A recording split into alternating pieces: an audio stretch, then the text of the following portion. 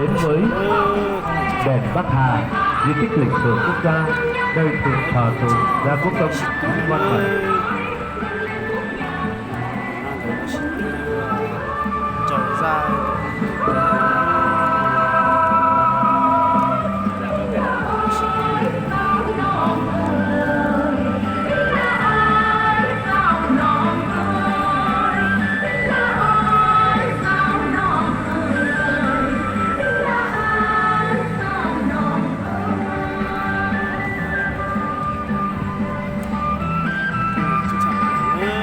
Giữa bốn bề bao la núi non ẩn hiện trong mây, trên cao ngàn mét, Bắc Hà được biết đến như một vùng đất có cảnh sắc hương hoa của miền ôn đới.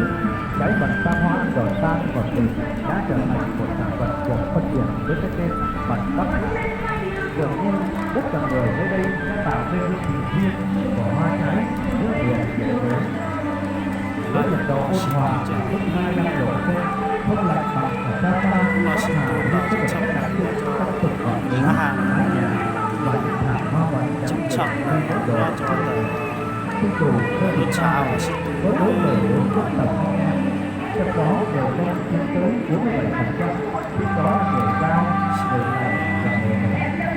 Nếu người như quân là điểm ước được nhiều người thành phố và vùng cao vừa là nhiều ngày miền núi rất quý thừa và con thừa trong nhà không chỉ là hàng thảo lớn là những hiện động sản hàng hóa mà còn là người bạn thân thiết. Bên cạnh người chơi cũng là con vật được người dân nơi đây rất tôn trọng, và đó là cái dấu chính của gia đình nào cũng vậy. Ai đã một lần đến Bắc Hà rồi nghe câu thơ đi vào nhớ đất Trung Cô, đi ra thì nhớ rượu ngô Bắc Hà. Rượu ở đây nấu thành một loại ngô địa phương, ngô được gieo trồng trên núi đá, tuy năng suất không cao nhưng bù lại hạt mềm, bùi, giàu dinh dưỡng. Khi vô cùng quý với các vùng cao hiện nay, thì Bắc Hà là một trong nơi hiếm hoi còn giữ được bản sắc dân tộc, nét riêng độc đáo. Nhiều phiên chợ đã thành nơi thu hút khách du lịch trong và ngoài nước như chợ Bắc Hà, chợ Cốc Ly. Ở chợ không có cảnh mời chào chèo kéo mua hàng, mà chỉ thấy những gương mặt thuần phát trong bộ quần áo dân tộc sặc sỡ. Họ đến chợ để vui với chợ, vui với khách đi chợ. Đặc biệt tất cả là ở chợ Bắc Hà còn có chợ ngựa. Cô gái mông hoa, mông xanh, mông đen, dao tẩy phát cho mình những bộ quần áo tươm tất nhất, đến chợ để vui, để quên hết những vất vả nhọc nhằn.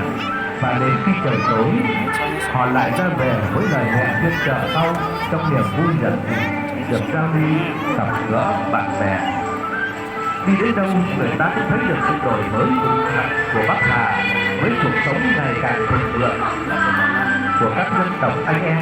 Nhưng có lẽ điều không bao giờ thay đó chính là bản sắc văn hóa, bầu không khí trong lành và vẻ đẹp của vùng đất được mọi người biết đến với cái tên Cao Nguyên Trắng Bắc Hà.